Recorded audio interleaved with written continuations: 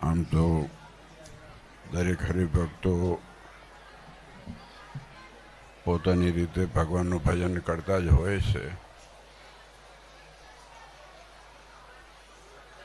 પણ વિશેષ ભજન ધનુર્માસ નિમિત્તે આપણા નરનાણદેવના પ્રાંગણથી પ્રારંભ થયેલો છે. આ પ્રારંભ મૂળ છે ને કદાચ હમણાં ઘણા લોકોને ખ્યાલ નહીં હોય, પણ દ્વિશતાબ્દીના 2 વર્ષ પહેલાં ધૂન થતી હતી ઘનશ્યામ મહારાજ, મોટા ઘનશ્યામ મહારાજની સામે, અને વડીલો 5, 7, 10, 15 વડીલો અને સંતો ભેગા મળી અને ધૂન કરતા હતા. પછી દ્વિશતાબ્દીમાં પ્રભાત ફેરી શરૂ થઈ અને આ ધરમજીવન સ્વામી હમણાં બેઠા છે ને અહીંયા વડીલ, એ ભૂંગળું લઈને જતા હતા ગલીએ ગલીએ. હું ગયેલો છું દ્વિશતાબ્દીમાં, એટલે 1980ની વાત છે. આપણે વાત થઈ હતી હમણાં. પ્રસાદી પછી રાખજો ભગત, ઓય ભગત, પ્રસાદી પછી રાખજો ને. પ્રસાદી ખાશું આપણે બધા, એને આપવાની છે પેટ ભરીને. ભગવાન ક્યાં ભૂખે રાખ્યા છે આપણને? મહિના સુધી જલસા જ કર્યા છે.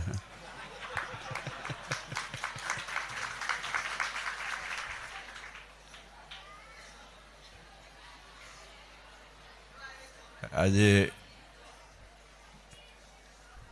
ખૂબ ધન્યવાદ છે એ હરિભક્તોને, જે લોકોએ અખંડ અહીંયા આવી અને ખાસ કરીને બહેનો મોટી સંખ્યામાં, દીકરીઓ દીકરાઓ મોટી સંખ્યામાં, વડીલો મોટી સંખ્યામાં, અને આ પ્રારંભ છે ને ધનુર્માસી ધૂનનો કાળોપુર નરનાણદેવના પ્રાંગણથી શરૂ થયો છે. પછી બધો શરૂ કર્યો છે અને એમાં શરૂ કરનાર અહીંયા સભા મંડપમાં હોય ને તો મોટા બાપજી છે. આ વાસ્તવિકતા છે. અને અત્યારે તો દેશ વિદેશના એક ખૂણામાં બાકી નથી, કેમ કે આપણે ભગવાનના ભજન માટે ભેગા થઈએ અને ભગવાનનું ભજન એ મુખ્ય પ્રધાનપણું છે. તો ધન્યવાદ છે આપ સૌ હરિભક્તોને, જે મોટી સંખ્યામાં. અમે ગામડા ફરતા હતા પણ ખૂબ ભજન કર્યું છે, અને ખાસ કરીને જેને આ નાની મોટી સેવાઓ કરી છે પાછળ, આ બહુ અઘરું કામ છે. છોકરાઓ, અને મેં ગઈકાલે માન સ્વામીને વાત કરી, મેં કહ્યું થોડો વિશેષ છોકરાઓને જોડો કે જે સેવાની અંદર આ લાડુ વાળવા નાની વાત નથી આટલા બધા લોકો માટે, અને અનેક જાતના પ્રસાદ બધા. તમે બધા મજા કરો છો ને, તો આજે આ ભગવાનનો પ્રસાદ છે અને એ સેવા જે કરી છે, ધન્યવાદ છે આપ સૌ હરિભક્તોને અને ખાસ કરીને સંતોને અને અમારા ઉત્સાહી મહંતને.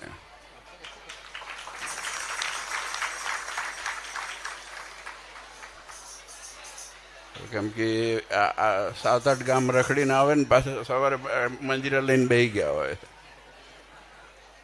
રાતે 12 વાગે. એટલે ઉત્સાહ છે ને આમ અંદરથી હોય.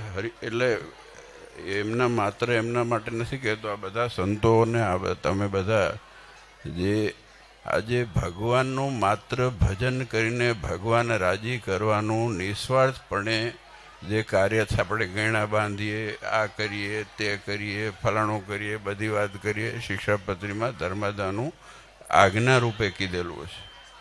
અને એમાં કાચપ પોચપ રાખવી નહીં. કદાચ દાન દક્ષિણા ના આપશો તો ચાલશે, પણ ધર્માદો ચોખ્ખો તો કાઢો ને કાઢવો જ. અને એનું કારણ છે કે જે ધર્માદો જે કાઢે છે, એ ધર્માદો કાઢે ને એ માણસની ઉત્તરોત્તર પ્રગતિ થઈ છે. એ હજારોની સંખ્યામાં અમે જોયેલું છે. કારણ કે દેવનો ધર્માદો છે ને મહારાજની આજ્ઞા છે, મેં નથી કીધેલું.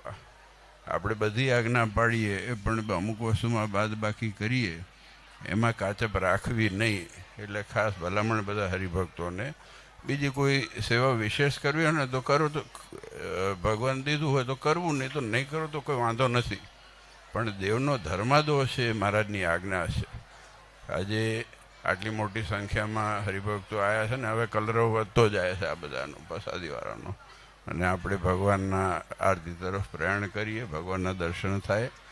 અને ખૂબ ખૂબ ધન્યવાદ આપ સૌને. બસ આવા ઉત્સાહ અને ઉમંગમાં આપણે ભગવાનનું ભજન કરતા રહીએ. અને રાજ્યમાં જે વાત કરીએ એ પ્રમાણે સરસ શિક્ષાપત્રીનો ઉત્સવ, વસંત પંચમી, મૂળી રંગોત્સવ કરી અને સાંજથી અહીંયા શરૂ થશે. 5 દિવસ આપણે ઉત્સવ કરવાનો છે મોટા પાયે. એ આપણી જીવન દોરી છે.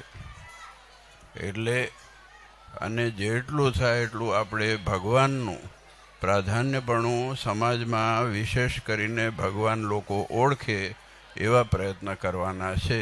એ જ એનો હેતુ ને એનું કારણ છે. એટલે બધા કમર કસીને બેસી જજો. અને બધા ગામો ગામ હોય કે આપણા મંદિરો હોય એમાં ખૂબ ખૂબ ઉત્સાહથી આ વસ્તુનો વ્યાપક વધારો વિસ્તાર થાય અને લોકો જાણકારીની પ્રાપ્તિ થાય, એની પણ ખાસ ધ્યાન રાખજો. આજે હરિભક્તોએ અહીંયા આ કાર્ય કર્યું છે, અહીંયા ઠાકોરજીના રસોડાનું ને એ બધી સેવાઓ કરી છે. હમણે ખાસ કરીને હવેલીમાંથી બહેનોએ ખૂબ મોટી સેવા રસોડામાં કરી છે. ભજન તો કરે જ છે, ખૂબ ભજન કરે છે બધા બહેનો. અને હું તો ગુલ્લી મારું છું, ગાદીવાળા નથી મારતા. સાચી વાત છે. એટલે ગુલ્લી એટલે ગામડે જતા હોઈએ એટલે, પણ ગાદીવાળા એ નથી મારતા. એટલે એ બહેનોનું પાછું સત્સંગ હોય ને, કોકનું તો પૂર્ણ કામ કરે ને. એટલે તમે બધા અહીંયા બેઠા છો તો વાંય કોઈક ધક્કા મારનારા હોય તો ખરા ને. પણ આનંદ છે ને ગૌરવ છે કે આ આપણા નારાયણદેવ દેશમાં આવું સુંદર સુખ ભજન થાય છે. આપ સૌને, ખાસ કરીને સંતો જે મહેનત કરી રહ્યા છે, આ બધા નાનાથી લઈને વડીલ સંતો, તમે બધા હરિભક્તો, નાના મોટા દરેક હરિભક્તો, આપ સૌને અનેક અનેક ધન્યવાદ. ભગવાન આપ સૌનું મંગળ કરે, રૂડું કરે, એ જ નારાયણદેવના ચરણોમાં પ્રાર્થના.